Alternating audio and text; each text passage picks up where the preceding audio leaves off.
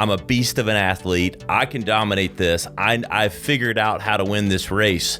But in your moment of glory, you're thinking and worrying about others. So I decided instead to go to seminary because I wanted to be a humanitarian, and that's what I became. And I've now been to 75 different countries working with underprivileged people. It has to start somewhere. It has to start sometime. What better place than here? What better time than now? Hey guys, what's up? Welcome to the latest edition of the Radcast. Hey guys, what's up? It's Ryan Alford. Welcome to the latest edition of the Radcast. Come to you live from Greenville, South Carolina, at the home of Radical, the baddest, coolest, greatest, whatever we want to enter here, agency on the planet that is Radical, joined by a good friend, soon to be partner in crime. I don't know, Tim Storey. What's up, man? I got so many ways I want to go with this. I'm just going to say, welcome to the show. Ryan, loving what you're doing, been studying what you're doing, and your podcast and everything you're about. What a privilege to be chatting today. It's going to be a good conversation. Yes, it will. Yes, it will. And you know, you fit the mold, man. When I started the podcast, I was like, yeah, we're marketing and business, but I wanted to talk and have radical conversations with radical people. And, you know, man, you fit the mold. You know, I love your spirit. I love what you're about. I love what you're doing. I want to get into Miracle Mentality, your latest book, which I'm about a chapter and a half into, admittedly, on the limited plane rides I've had, and raising 4 kids, the time you get to read is minimal, but really enjoying it and just love everything you're about, man. That means a lot. And I'm wondering why I'm drinking from like a raccoon cup. Yes. No, because Ryan, you know, I'm from Compton, California. Dude, what's happened to me? I don't know, man. straight out of Compton. Drinking hot tea out of a raccoon cup. What's happened? I know. Well, Tim, you know, Coach to the Stars, pastor. Can I call you pastor? I couldn't find pastor anywhere, and I don't know if you consider yourself. You lead people, and I lead people. So my doctorate is in world religion. I consider myself a humanitarian, and I speak in all settings: synagogues, Catholic churches, Protestant churches, mega churches around the world. But I do lead a church that's doing quite well. It's only 6 years old. It's not bad when you start a church and in the grand opening, Smokey Robinson performs for you. No, not bad at all. Yeah, so we got a cool church. So we have a good-sized church in Southern California, but we have a lot of people online. We got a congregation of about 10,000 online. Wow. So dare say mega church getting in that. I know that's frowned upon as a term, right? But either way, you're leading a lot of people in a lot of the right ways, right? Yeah, but I think you'll see from my tempo, and you've studied me. I love people from all walks of life. Just because somebody was raised in another culture, I don't think that it's our business to like tell them they're wrong. So I treat everybody like they're made in the image of God, and I try to lead by example. You know, it is the golden rules: do unto others as you would have them do unto you. And so the a lot of principles of the 10 Commandments even, you know, come into the play no matter what religion or belief. You know, a lot of that core beliefs start there. But I know, look, Tim, your story's out there, and I encourage everyone to go check them out. You know, Google Tim Storey, Storey. We'll get into all of the ways to get in touch with Tim at the end, but you can go find every bit of his backstory and all those things. But on the Radcast, let's go down to just a couple different angles. You know, in telling, you know, your story, I did just want to talk about like what motivates you. You know, like what has. I know and have read and listened to you on Bradley's podcast, a mutual friend, some of those influences and things. But, at the end of the day, what's kind of molded your story and your evolution as you've moved along and kind of your journey leading people? Great question. So I'm going to lead you to a story. I remember in 8th grade, we were running in PE. It was a long distance. And in long distance, in short distance, there was a guy named Don. And he was either number 1 or number 2 in short and long distance. So I was either 1 or 2. We would beat each other back and forth. And we took it very, very seriously. So we were going to race this day with the rest of the PE group. And it was long distance. And Don, man, he was tall already for 8th grade. And he had these doggone long legs.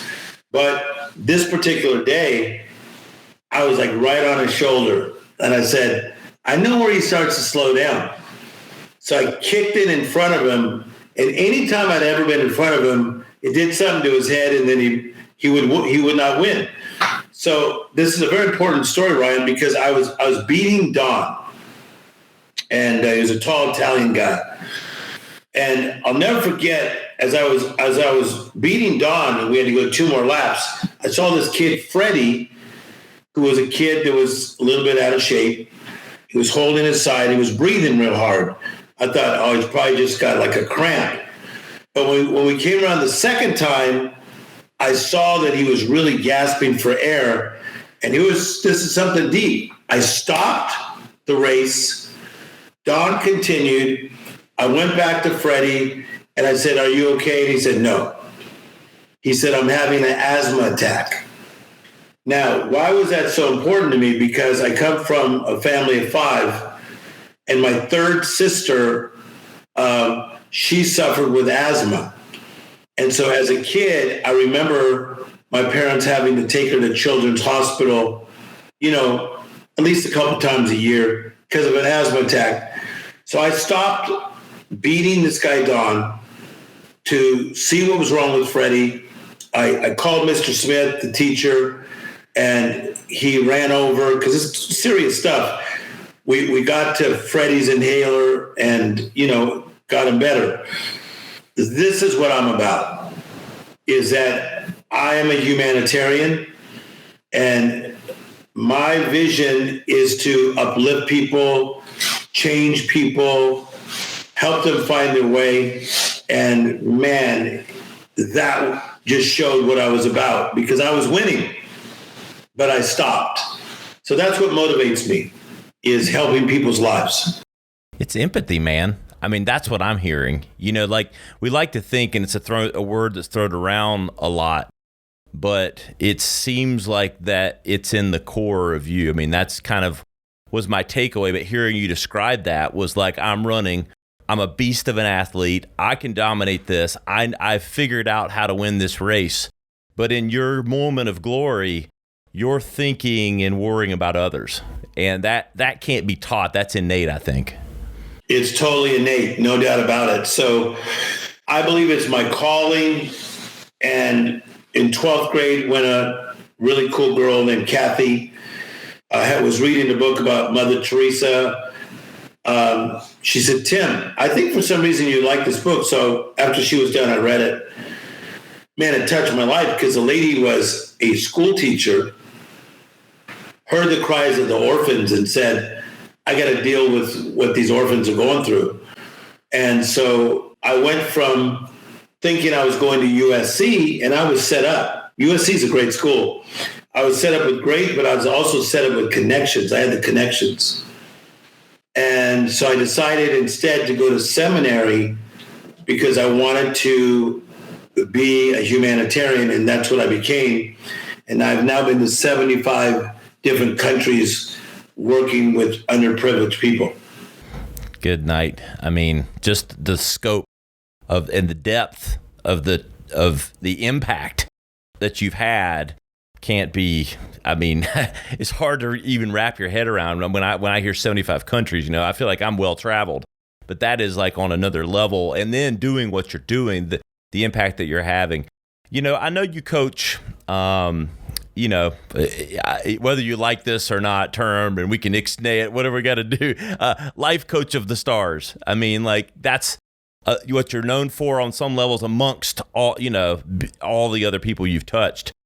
What's that like? I mean, it's all this glamour is put into celebrity, and I've heard you speak about both the opportunity that social media and other things have afforded, but at the same time the negative side of that. Same thing with the negative side of celebrity. But talk about being the coach to stars and how that came about, and both how you deal with it. I think the thing that's cool is that was never the goal at all. Like, the way I got found by stars is by doing my inner city work. And some famous people found out about it. And here's what they said. They said, "We have money and you have a gift. Let's connect. So we're going to sponsor what you're doing." So these were famous NFL players, but at the highest level. And so a lot of athletes know entertainers. And so then it started to move into entertainers. And then it was cool because then an older entertainer started to get me in with like Charlton Heston and Jack Lemmon and, Vidal Sassoon and Lee Iacocca and Quincy Jones. So I was living a pretty crazy life for a guy in his 20s. So I was working with those guys. I was doing an inspirational meeting in Beverly Hills with one of the most famous actresses of all time. That I will not say her name right now, and she's my friend, but that's what I was doing. And then these guys would say like, "Hey, I got a nephew who's struggling, or I got a daughter who's struggling, or a son." And so that's when USA Today coined me, "He's the life coach to the stars." And then now I work with over 300 entertainers from around the world, and the biggest and the best. And what's fascinating, amongst other things, is we put celebrities and athletes and everyone gets put on a pedestal, as having a life and not being human on some level.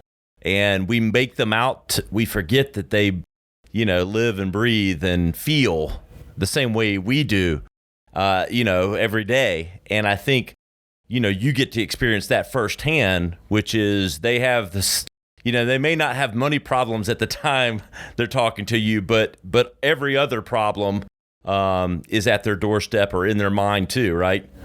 Yeah, I just wrote this down because I wrote down humanity versus fame.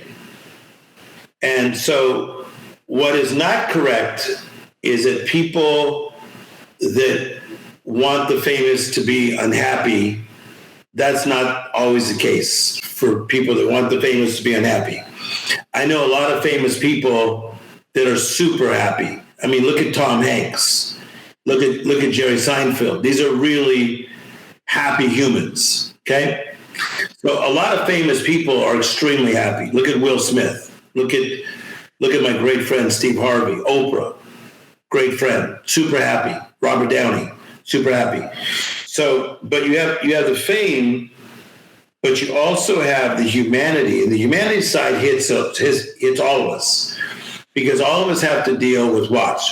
Our spiritual life, our mental life, okay, our physical life, our job, our finances, our family. We're dealing with all those things. So I think the thing about celebrities, though, is that when they get in trouble, it gets amplified. Because if somebody who's not famous gets in trouble, it might just be a local problem. But if Charlie Sheen gets in trouble, then they know about it all over the world. That's right. Who, it brings me to this question. I hear this and I'm like, Tim Storey is a human too. And you deal with everyone else's problems. And it can probably be assumed that, you live the perfect life, or you have it. Like, who do you go to for inspiration or I don't know. What's your guide? And maybe it's God in the Bible. I don't know. And maybe no, but Ryan, that's a great question. I think that I've been very fortunate that, number one, I have a lot of discipline in my life, and that for me, because of the faith that I have in God, it's not religion though. I don't do it like for religious reasons. I do it out of a relationship. Like, I really believe that God's my father. So every day I read the Psalms and the Proverbs and I feed my faith. Okay. So I do that every day. Every day. I did it today already. But the other thing that I feel is that, and I think it's happening for you because you got a great spirit, is you reap what you sow. So I've given out so much, man. I got guys that will die for me. Like really cool male friends that check in on me nonstop. Like, are you good? Do you need anything? Let me give you an example. So I used to work out at the Gold's Gym down the street, and they kept closing it and opening and closing it. So one of my friends who does well said, man, can't have that. I can't have you getting COVID. So he said, let me look in your garage. And, you know, the garage is very organized. And so he says, Tim, I'm going to build a gym in here. I go, no. Well, about 15 days later, there was like a $35,000 gym in my garage with state-of-the-art everything. And him saying, I've hired my trainer to train you 3 days a week. But those are the kind of friends I have that really care about me. But I think that it's a cool thing that there's a lot of really good people out there that care. So I have people that I could go to. Me and you exchanged numbers already today. We're friends, but we're going to be even more friendly. So yeah, I feed off people. What's your feeling? You know, obviously we're a business and marketing podcast, but you know, personal branding has become such a thing today. You know, the Tim Storey brand is such a strong brand, and for all the reasons, and there's all these positives that come with that. Hey, what's your feeling on personal branding and, you know, the good and the bad of social media as it relates to all of that? I think the idea is to build a good brand, you have to master something. And so that's a little bit of Malcolm Gladwell, but other people have been saying that forever. He just happened to put like 10,000 hours, you know, that's his idea. But what I say is you got to build your spot, and life will put the spotlight on your spot. Okay? Like, let me give an example. Magic Johnson, great basketball player, great friend of mine. So while he was playing for the Lakers, Jerry Buss starts teaching him business. So he's playing basketball and learning business. He starts to step out barely. You know, here's what I like. Baseball metaphor. Just hit a doggone single. Quit going for like the doubles, triples, home runs. Hit a doggone single. Okay? And Ryan, I think you would agree, right? Okay, so Magic starts with Fat Burgers, which is like a burger chain. Then he goes to Magic Johnson Theaters. Then he owns some, you know, Fridays restaurants. Then he goes to Schultz, the head of Starbucks, and gets some inner city Starbucks. Then he starts buying big old shopping centers. Then he gets into entertainment. Then he owns part of the LA Dodgers. Gets crazy, right? Now he's doing all this new huge stuff with Barack Obama that hasn't even come out yet. So what has he done? He's built his skills, his tools, and his attitude.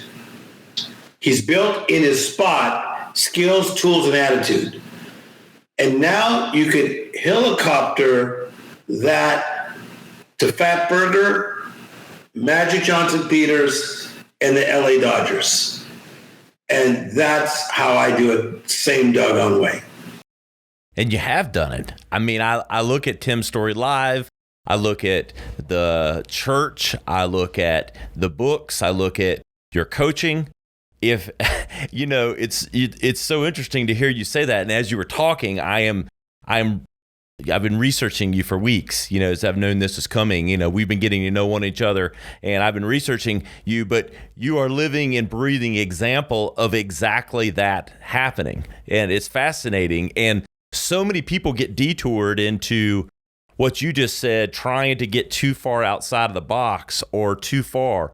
We had another guy on the other day that talked about, owning your category and different things and transplanting that in different places. And I think you just encapsulated it perfectly. Yeah. And I secretly am in the restaurant business with the best of the world. And I was looking at I just wrote down a few businesses. I own part of GenieCast. Okay. That is such an amazing company. They're the ones that do even the holograms like Tupac. I own part of something called the Wonder Dome. That we do amazing projects for, huge celebrities. And I'm launching in 2 weeks, Tim Storey Insurance. Oh, all right. I honestly think that'll be one of my biggest things I've ever done that has nothing to do with humanitarian work, because we have such a big platform and people trust me. So I'm launching Tim Storey Insurance with an amazing guy who's been in the insurance world for over 35 years. And it's going to be worldwide. But I'm also part of another company called Blue Cloud, and that is in the medical field. I own part of that company where we have over 2 million people that are members of Blue Cloud. And I'm part of that company too, own part of that. But that's just little Timmy from Compton. Just learning skills, tools, and attitude. I'm not letting that go. Little Timmy from Compton. Oh, little Tim Storey, Oprah Winfrey's personal coach. Just Timmy. Yeah, with the raccoon. I'm buying a lot of what you're selling. I ain't buying little Timmy no more. Tim Storey, the brand, the mega brand. Yeah, but I'm telling you, but see, Ryan, you do this for a living. Yeah. But you see that, there's a joy that I have. I live in this joy. I live in this peace. For real, I do. And that this stuff that just happens, it's because you get good at something and then people go, hey, he's good at that. Yep. Bring that rascal over here. So again, build your spot and life will put the spotlight on your spot. That's for sure. So, Miracle Mentality, the latest book from Tim Storey. I'm talking with Tim Storey, the brand. I'm just going to call you the brand here. The brand. I like that. But let's talk about Miracle Mentality. Both the premise, the inspiration. I've really enjoyed the little bit I've gotten into. After talking to you now, I might finish it tonight. I don't know, but let's talk about it though. What inspired it? What can people expect that pick it up? Yeah, the cool thing is that at this stage in my life, I don't have to sell a book like to make money. So I don't feel like I'm like selling something. I wait about 5 years in between books because I want to really study the subject, get the right people on the subject with me. I hired a gentleman who teaches at Princeton University to be my editor. It's brilliant. So here's what I found, is that the miracle mentality is in us since we're children. It's innate. It's a fact that every child is flowing in their imagination. And you say, no, not my child. He's quiet. Well, he's thinking things quietly. Or no, he's had terrible things happen, or she's had. Well, they might be imagining getting out of the house, but they're imagining something. It's a fact. So a miracle is very close to the word magical. Magical means uncommon, not regular, okay? Supernatural. Little kids play with things like Spider-Man, Superman, Iron Man. It's deep, right? They want it out there. So the question is, how come we become like 13, 14, 15, 16, and we start to let people, situations minimize us? I help align us through this book, which is essential reading. So all you people that are listening, this is essential reading. Like when you take a class and they go, you got to read this book. People, it's essential because I take you step by step how to get back to magical thinking in your personal life, in your job, in your finances, in your family, in your conduct. And so I'm very, very excited about this, and it's working. This book has really taken off, and I think part of it is COVID, because a lot of us just kind of went singular, and this book teaches you how to go plural. Yeah, it reminded me, my 5-year-old graduated from preschool this morning, literally. And the pastor, that's super cool right there. That's cool. The pastor, he goes to a Bible church, and it's a preschool, and the pastor of their church came on, and he talked about that very thing.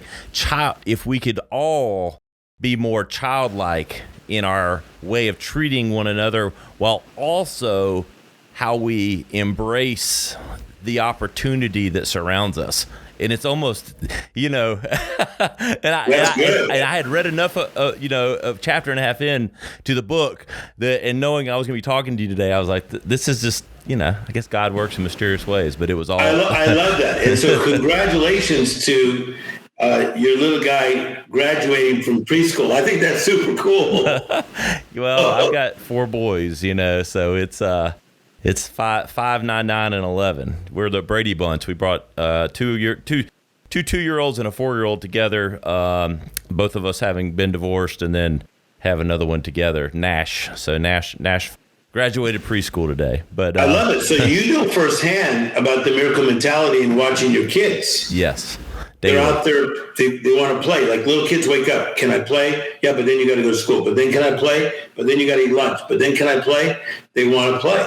Why? Because there's something about that. We turn off our imagination. I don't know what happens. I guess we get scarred by life and other things. We turn off our imagination and our ability to. We're very self-limiting as a people. Yes. Can I tell you the main reason? Please. Is responsibility. Because you look at even your children now already, like early on, 3rd grade, 4th grade, 5th grade, 6th grade, major homework coming in. So they're feeling responsibility. Yep. But then you got to also take that class, do that, do ballet, do gymnastics, do this. Sometimes it's good, but sometimes they're feeling too much pressure up front, and they lose that playfulness. And so I think that even as adults, we need to take time to play. And one of the ways I do it, Ryan, is through music. Let me just push a button in you. Like, what do you like that takes you back to when you were younger? Maybe Journey, or like what group would take you back? Dave Matthews Band for high school. Maybe the Counting Crows. Awesome. So if I was life coaching you, that's what I would do. I'd trigger you, and I'd say, like, dude, here's what we're going to do for 5 days in a row. I want you to go back when you wake up in the morning for the first, 20 minutes of your morning. Trigger yourself through that old music. I tell you, it'll make you let go. It'll do something to you. I trigger myself like that every single morning. What I do is Motown, because that's my culture. Yep. So this morning already, dude, I put on Stevie Wonder. I was like, what? I grew up in a musical family, and the first 8-track, was it 8-track? Am I saying 8-track? My parents had. Look, you need friends to put it in the container. Yes, my parents, all they listened to were Four Tops, and it's all Motown. Temptations, Stevie, Smokey, Marvin Gaye. Motown. I know we gotta let you roll. You're a busy man. I hope we can do this again and spend a little more time. 100%. And Tim, where can everybody find the book, keep up with you, keep up with all things the Tim Storey brand? So thanks for having me on. I really mean that. And I love who you are. So you can get the book right now on Amazon, and you get the actual book, you read it. Here it is. You just get it. Look, you just read it. Or you can get it on Audible, and it's my voice, because I like to read out loud. I've been reading out loud since I was in the third grade, because my third grade teacher challenged me, Mrs. Cook, to do that. And I've been reading out loud several times a week since I was in the third grade. So I read the book, and I think there's something to the tone of my voice that you'll like. And so get it right now, but it's essential reading, and it'll help you to align yourself with who you really are. Best way to find me is, and you guys will put it there, timstorey.com. Timstorey.com, then it shows you the things that we're doing. You'll see that in all the show notes. That's timstorey.com. And Tim, really appreciate it, and can't wait to further along our discussions. I'm going to text you my information, and we'll go from there. But we really appreciate Tim Storey for coming on today. Keep up with him at timstorey.com. You know where to find us, the radcast.com. All the content, all the highlights, everything about me is at Ryan Alford on Instagram, on TikTok, where I'm verified. Learn all about Radical. We'll see you next time on the Radcast.